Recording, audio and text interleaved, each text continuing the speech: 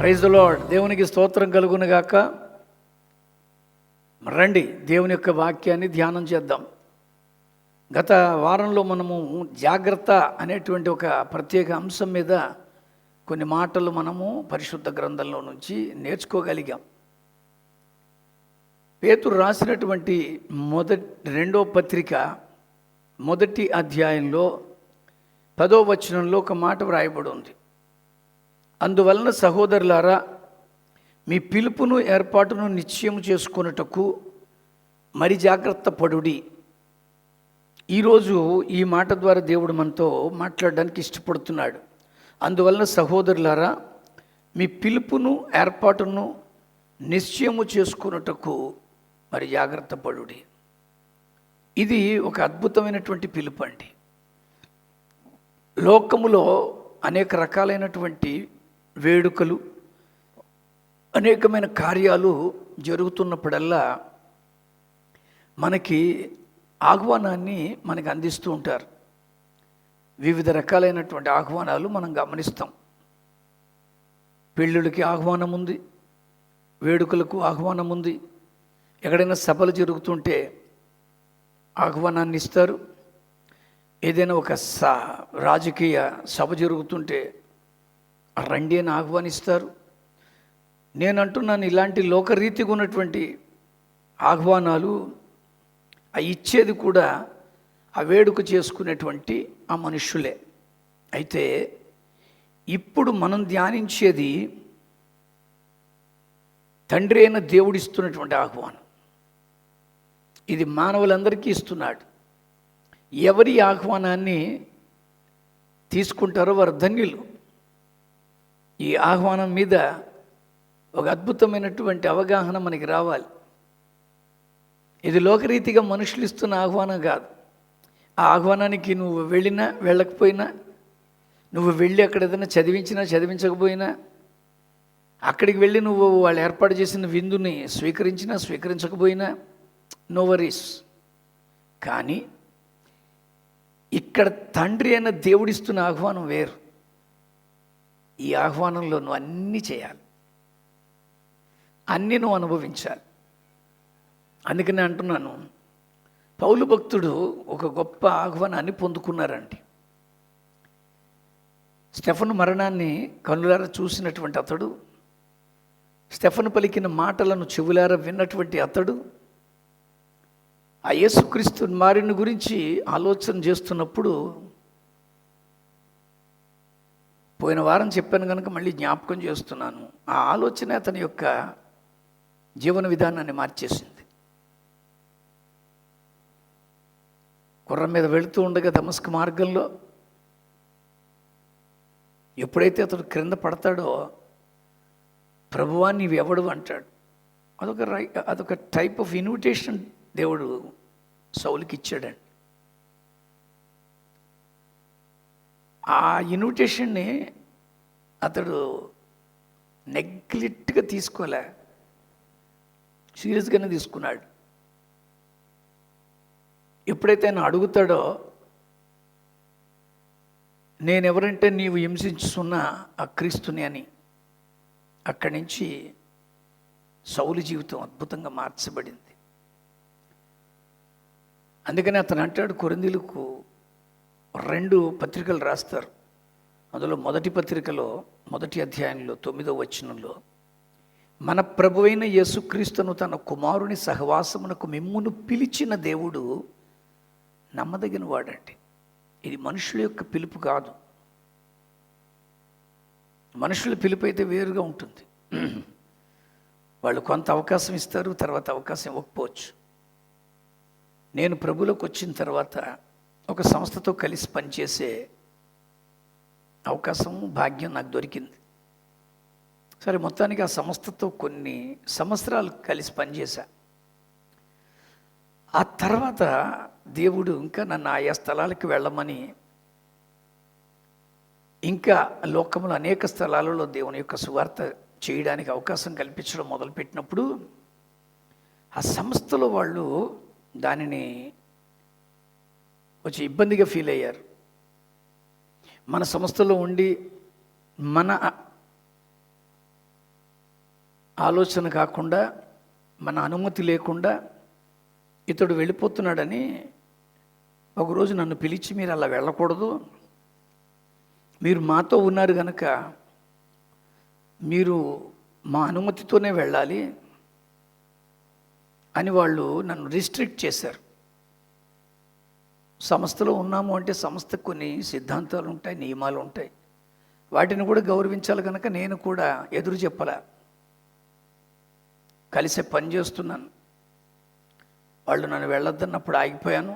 వెళ్ళకూడదటండి, నేను ఆ సంస్థకు కట్టుబడి ఉన్నాను గనక అని నేను ప్రార్థన చేసుకుంటున్నాను. అప్పుడు దేవుడు ఒకటే మాట చెప్పారు, నా పని కొరకు పిలుచుకున్నది నేను, మీరు ఎవరో ఆ పిలుపుని ఆపు చేస్తుంటే మీరు ఆగిపోతున్నారని మాట్లాడుతున్నప్పుడు నాకు భయం వేసి నేను ఆ సంస్థలో నుంచి బయటకు వచ్చాను. ఇప్పటికే ఆ సంస్థ వాళ్ళు నేను ఎందుకు బయటకు వచ్చానని నన్ను అడగలేదు, మిగిలిన వాళ్ళని అతడు ఎందుకు వెళ్ళిపోయాడంటే వాళ్ళు కారణం చెప్పలేదు. నేను బయటకు వచ్చినప్పుడు మీరు అలా వెళ్ళిపోతున్నారు అన్నప్పుడు ఒకటే, నన్ను పిలిచింది దేవుడు, సంస్థ వాళ్ళు కాదు. ఎప్పుడైతే ఆ పిలుపును నేను కొంచెం సీరియస్గా తీసుకున్నానో, ఐ వాజ్ నాట్ రిస్ట్రిక్టెడ్. ఈరోజు దేవుని కృపను బట్టి కొన్ని వేల ప్రాంతాలలో కొన్ని లక్షల మందికి దేవుని సత్యవాక్యాన్ని అందించడానికి దేవుడు నాకు ఇచ్చాడు అవకాశం. ఎందుకంటున్నానంటే, మిమ్మల్ని పిలిచిన దేవుడు నమ్మదగిన వాడు. మీ పిలుపులో ఉన్నటువంటి ఆధిక్యతను మీరు గుర్తించాలి, మీ పిలుపులో ఉన్న ప్రత్యేకతను మీరు అర్థం చేసుకోవాలి. ఎందుకంటే అందరినీ ఏం పిలిచేలేదండి. నేను చెప్తుంటాను, ఇప్పటికీ చాలా సభల్లో చెప్పాను, సందర్భాల్లో చెప్పాను. మా పెద్దనాన్నగారికి 5 పిల్లలండి, మా నాన్నగారికి 5 పిల్లలు, మా చిన్నాన్నగారికి 3 పిల్లలు, అన్నదమ్ముల బిడ్డలో మేము 13 మంది అండి. నా పెద్ద మేనమావ గారికి 4 పిల్లలు, నా చిన్న మేనమావ గారికి 3, అమ్మ తరపున 7, నాన్న తరపున 13 మంది, వెరసి 20 మంది సంతానం మేము. విచిత్రం ఏంటంటే, వీళ్ళందరిలోనూ నన్ను మాత్రమే దేవుడు ప్రత్యేకంగా పిలుచుకున్నాడు. ఆయన నన్ను పిలుచుకున్న పిలుపు ఎంత విచిత్రంగా ఉందో. ఈరోజు ఆ పిలుపు నేను అర్థం చేసుకున్నాను. 19 మందిని వదిలేసి నన్ను ప్రత్యేకపరుచుకున్నటువంటి ఆయనకు నేను కృతజ్ఞుడే ఉన్నాను. నిన్ను కూడా అంతే మిత్రమా. నిన్ను దేవుడు పిలుచుకున్నాడు, ఆ పిలుపు నువ్వు గ్రహించుకోగలిగితే మంచిది. ఎందుకంటే గొప్ప జ్ఞానం నీకుందని నాకుందని పిలవలే, హోదా ఉందని, పలుకుబడి ఉందని, ఘనత ఉందని, బాగా డబ్బులు ఉన్నాయని పిలవలే. పౌలు అందుకే అంటాడండి, అదే కొరింథీయులకు రాసిన 1వ పత్రిక 1వ అధ్యాయం 26లో, సహోదరులారా మిమ్మల్ని పిలిచిన పిలుపును చూడండి, మీలో లోకరీతిని అనగా శరీర రీతిని జ్ఞానులైనను. ఈరోజు చాలామంది జ్ఞానవంతులు ఉన్నారండి, వాళ్ళు గొప్ప జ్ఞానంతో మాట్లాడతారు, కానీ వాళ్ళకి ప్రభు తెలియదండి. అలాంటి వాళ్ళని దేవుడు పిలవలే. వాళ్ళ జ్ఞానమంతా లోక సంబంధమైన శరీర రీతిగా అతిశయ కారణంగా ఉండడానికే. శరీర రీతిగా భక్తి చేసేవారు వాళ్ళు. ఆత్మానుసారంగా మనస్సాక్షిపరంగా భక్తి చేయని వారికి ఈ జ్ఞానం చాలా ఉందండి. గంటల తరబడి ప్రసంగాలు చేయగలరు, అద్భుత రీతిగా ప్రవచనాలు చెప్పగలరు, ఎన్నో రీతులుగా దేవుని గురించి మాట్లాడగలిగే జ్ఞానం ఉంది. దేవుడు అలాంటి వాళ్ళని పిలవలే. జ్ఞానులైనను ఘనులైనను పేరు ప్రఖ్యాతులు గాంచిన వారు ఉన్నారు ఈ ప్రపంచంలో, వాళ్ళని ఏం పిలవలేదండి దేవుడు. ఈరోజు ఎన్నో కనిపెట్టినటువంటి వాళ్ళు ఉన్నారు. అనేక మంది శాస్త్రజ్ఞులు ఉన్నారు, అనేక మంది ఘనులైనటువంటి వారి చుట్టూ మనకి కనబడుతూనే ఉన్నారు. దేవుడు వాళ్ళని పిలవలే. గొప్ప వంశము వారైనను పరంపర చూడలేదండి ఇక్కడ. అలా పరంపర చూస్తే నన్ను పిలవడం విచిత్రమే. ఎందుకంటే మా తాతలకి, అమ్మ నాన్నకి, నాన్న నాన్నకి, మా తండ్రులకి, నా మేనమామలకి ఎవరికీ తెలియదు ఈ ప్రభు. అలాంటి వంశములో పుట్టానని నన్ను ఏం పిలవలే. అందుకనే స్పష్టంగా అంటున్నాను, గొప్ప వంశములోనైనా అనేకుల్ని పిలవబడలేదు, కానీ ఏ శరీరయు దేవుని ఎదుట అతిశయింపకుండునట్లు. ఈరోజు లోకంలో చేసే భక్తి అంతా అతిశయంగా కనపడుతుందండి. మా దేవుడిని ఏదనంటే ఊరుకునే లేదు. ఎందుకంత అతిశయం? ఆ దేవుడేమనలేదే, ఆ దేవుడు అలా అనమని చెప్పలేదే. ఈరోజు ఈ అతిశయం ఏంటి? మా మతం గొప్పది, మా కులం గొప్పది, నా పరిచర్య గొప్పది, మాకు ఇంతమంది ఉన్నారు, ఇవన్నీ అతిశయమే. మాకు ఇంత మేడ ఉంది, మిద్దుంది, నా దగ్గర గొప్ప పాడుంది, పంట ఉంది, ఖరీదైనటువంటి కార్లు ఉన్నాయి, అంతా అతిశయమే. సౌలభ్యమైన సౌకర్యవంతమైన జీవనం ఉంటే చాలండి. పూర్వం థియేటర్స్లో ఏసీలు ఉండేవి కాదండి. పూర్వం నా చిన్నప్పుడు. తర్వాత ఏసీలు రావడం మొదలుపెట్టినప్పుడు ఆ థియేటర్ పేరు పెట్టి దాని క్రింద ఏసీ అని రాసేవారు. Anand theatre AC. కారుల్లో ఏసీ వచ్చిన తర్వాత ఏసీ అని రాసేవారు. అంటే ఎయిర్ కండిషన్ మా కారులో ఉంది. ట్రైన్స్లో ఏసీలు ఉండేవి కావు, తర్వాత ఏసీ వచ్చింది. విచారం ఏమిటంటే, చర్చిల్లో ఏసీలు పెట్టుకొని పలానా చర్చ్ ఏసీ, మాది ఏసీ చర్చ్. ఈ మధ్య ఒక ఆయన నన్ను మాట్లాడుతూ, పాస్టర్ గారు మీ చర్చ్లో మేము పాస్టర్స్ మీట్ పెట్టాలనుకుంటున్నాం, నా టైంని బట్టి నేను తప్పకుండా చెప్తానండి, మీరు వద్దురుగానండి అంటే, వెంటనే ఏసీ ఉందండి అన్నాడు. అది చాలా బాధ ఏం కలగలేదు, జాలి వేసింది. ఏసీ లేదనుకోండి, రారా? ఏసీ ఉంటేనే చర్చ. అందుకనే మనిషి ఎవడు కూడా దేవుని ఎదుట అతిశయపడకుండానట్లు జ్ఞానులను సిగ్గుపరచుటకు లోకములోని వెర్రివారిని దేవుడు ఏర్పరచుకున్నాడు. ఇవి దేవుడు తన భక్తులకు ఇస్తున్న బిరుదులు. నువ్వు నిజంగా దేవుని కొరకు వెర్రాడుగా ఉన్నావా, లేక ఈ శరీరంలో గొప్పతనాన్ని చూపించడానికి, ఘనత చూపించుకోవడానికి వెర్రోళ్ళగా ఉన్నావా? ఇప్పుడు ఈ వెర్రితనం ఎక్కువైపోయిందండి. ఖరీదైన బట్టలు వేసుకొని, అసలు నువ్వు పాస్టర్వా, సెలబ్రిటీవా? బట్టలు వేసుకోకూడదని నేనేమనట్లా. నువ్వు వేసుకునే బట్టలు క్రీస్తు ప్రభు యొక్క సాత్వికతను, ఆయన దయాగుణాన్ని, ఆయన యొక్క దీనత్వాన్ని చూపించగలుగుతున్నాయా? పిచ్చోడేటండి భక్తులు. అందుకనే అంటున్నానండి, నీకెందుకు ఇంత అతిశయం? నేను చాలామంది ఫేస్బుక్లో వాళ్ళు పెట్టుకుంటుంటే చూసి ఆశ్చర్యపడుతున్నాను. What you want to show to the public? ప్రజలకు నువ్వు చూపించేది ఏంటో తెలుసా? నీ రిచ్నెస్, నువ్వు వేసుకునే కాస్ట్యూమ్స్, నువ్వు దిగే కార్లు, నీ పక్క నడిచే మనుషులు, నువ్వు వాడే వాటర్ బాటిల్. పూర్వం చేసిన సేవలో కాలవల్లో, పుంతల్లో, కుళాయిల్లో, బావుల్లో నీళ్లు తాగి సేవ చేశారు. అందుకే వాళ్ళందరూ జనరల్ పాస్టర్లు అంటాను నేను. ఇప్పుడున్న పాస్టర్లు జనరల్ కాదు, మినరల్. ఈ మినరల్ వాటర్ లేకపోతే సేవ చేయలేరు. మళ్ళీ ఆ వాటర్ బాటిల్ కూడా ఖరీదైంది, కాస్ట్లీ. ఇవన్నీ ఇవ్వండి బైబిల్లో. అందుకని ఆయన వెర్రోడిని నేను పిలుచుకున్నాను అన్నాడు. లోకరీతిగా వెర్రోళ్ళు కాదండి, దేవుని కొరకు వెర్రోళ్ళు, దేవుని పని కొరకు వెర్రోళ్ళు.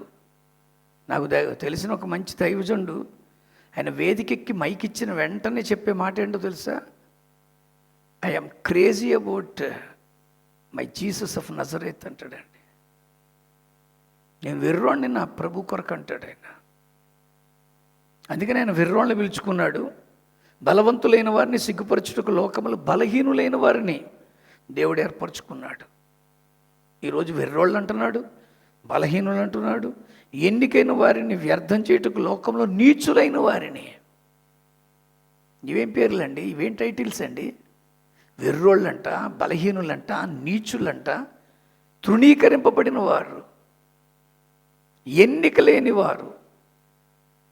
ఎలాంటి వాళ్ళని దేవుడు పిలుచుకున్నాడు చూడండి. ఈ 5 లక్షణాలు నీలో ఉన్నాయా?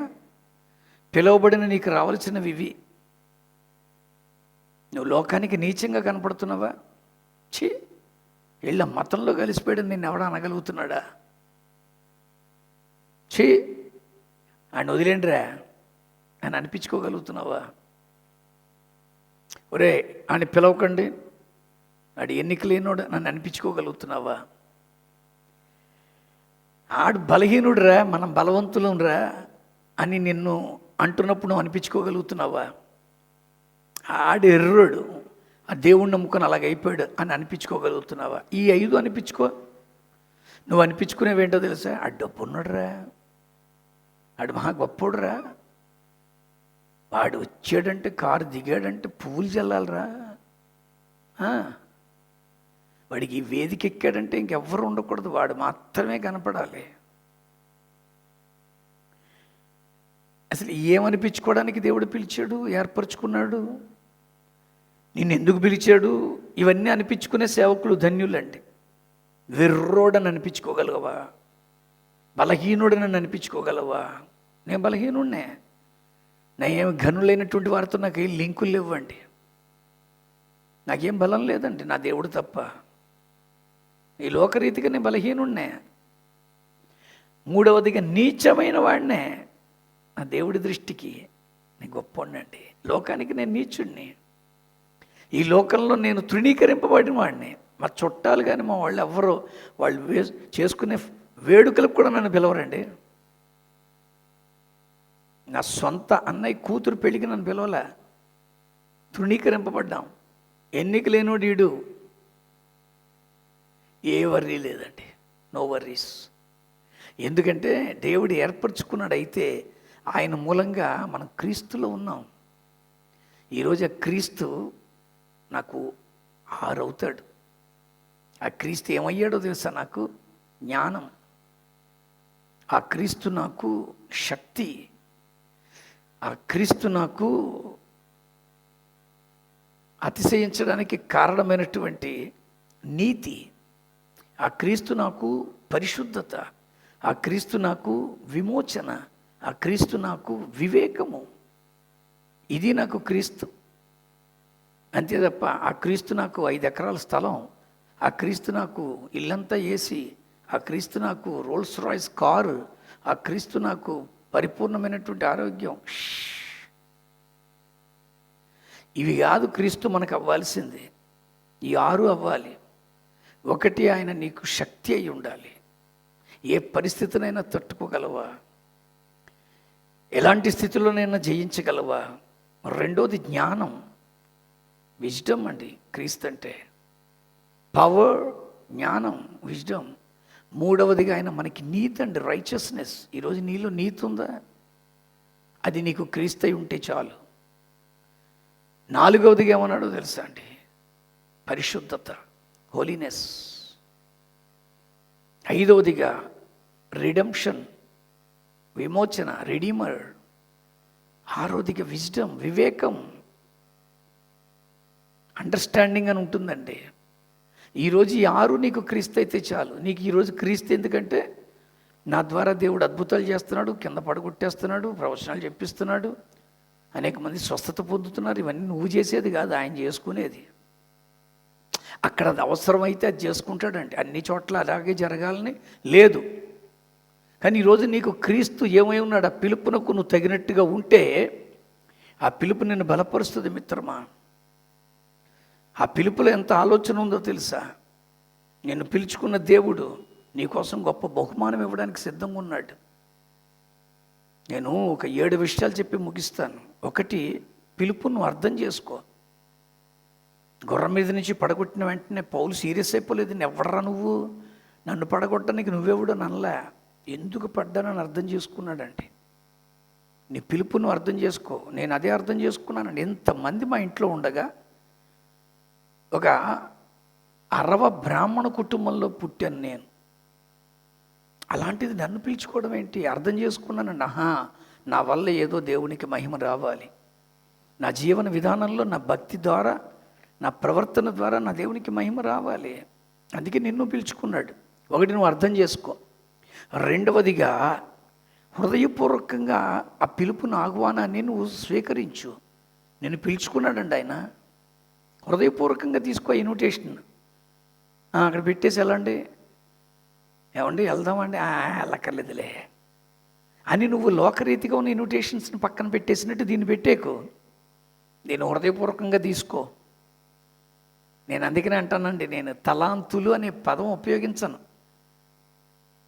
ఈయన ప్రసంగం చేయడంలో మంచి తలాంతులు కలిగిన వాడు, ఆయన పాటలు పాడడంలో తలాంతులు కలిగిన వాడు, ఆయన వాయిద్యాలు వాయించడంలో తలాంతులు కలిగిన వాడు కాదు.